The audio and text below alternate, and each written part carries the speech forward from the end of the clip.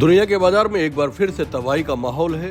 Donald Trump ने कई देशों पर जवाबी शुल्क यानी कि रेसिप्रोकल टैक्स लगाया, जो ना तो अमेरिकी बाजार को और ना ही भारत के बाजार को पसंद आ रहा है। ऐसे में सवाल ये उठता है कि आम आदमी जो छोटी छोटी रकम जमा करके SIP के माध्यम से अपना म्यूचुअल फंड में पैसा जमा कराता है, वो सेफ बना रहेगा या नहीं रहेगा। सोमवार को भारत के बाजारों में भारी गिरावट देखने को मिली। ऐसे में आम आदमी छोटी मोटी मंथली SIP या ऊपरी कमाई को म्यूचुअल फंड में निवेश करके भविष्य को बेहतर बनाने की उम्मीद सजोए हुए है। क्या उसकी कमाई अब बच पाएगी, ये बड़ा सवाल है। शेयर मार्केट में अभी तक जो तबाही मची हुई है, उसके पीछे एक बड़ा कारण अमेरिकी राष्ट्रपति डोनाल्ड ट्रंप का दुनिया भर के देशों पर रेसिप्रोकल टैक्स लगाना है। उनकी इस टैरिफ नीति पर अमेरिका के शेयर बाजार ने नेगेटिव रिएक्शन दिया है। वहीं चीन ने भी अमेरिका को जवाबी टैरिफ लगाने की चुनौती दी है, जिससे वहां महंगाई बढ़ने की संभावना बढ़ गई है। साथ ही वैश्विक स्तर पर मंदी आने की संभावना भी बढ़ती हुई दिख रही है। अमेरिका ने भारत पर भी 26% तक टैरिफ लगाया है।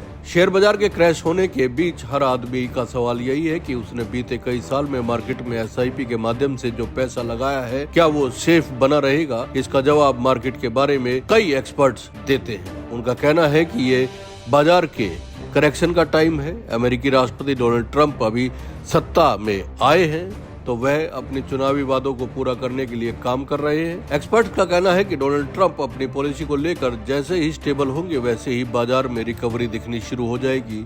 ये समय 6 महीने का हो सकता है या इससे ज्यादा भी हो सकता है। अब शेयर बाजार में जितनी तेजी से गिरावट देखने को मिल रही है, फिर ये करेक्शन उतनी ही तेजी से देखने को मिलेगी, यानी कि बाजार रिकवरी भी करेगा। ऐसा पहले भी देखा जा चुका है। 4 जून 2024 को जब लोकसभा चुनाव का परिणाम आया था, तो मार्केट में भयंकर क्रैश देखने को मिला था, लेकिन ये कुछ दिन में ही रिकवर हो गया था। ऐसे में बाजार की रिकवरी होते ही लोगों का म्यूचुअल फंड का पैसा भी वापस मिलने लग जाता है, यानी कि ये रेड जोन से ग्रीन जोन में आ जाता है। एक्सपर्ट्स कहते हैं कि आप म्यूचुअल फंड से पैसा निकाल भी लेते हैं, तो आपके पास दूसरे ऑप्शन क्या है, FD, बैंक सेविंग या कुछ और। इनमें आपको कितना ही रिटर्न मिल पाएगा। इससे बेहतर ये होगा कि आप सभी म्यूचुअल फंड्स में खुद को इन्वेस्टेड रखें, मार्केट की रिकवरी का इंतजार करें। और एक्सपर्ट तो इस समय को स्टॉक मार्केट की सेल बता रहे हैं। उनका कहना है कि अगर आप गोल्ड लॉन्ग टर्म इन्वेस्टमेंट करते हैं, तो आपको शेयर मार्केट या अपनी SIP को बढ़ा देना चाहिए, क्योंकि इस समय आपकी SIP में आपको सस्ती NAV मिलेगी। यानी कि अगर आप पहले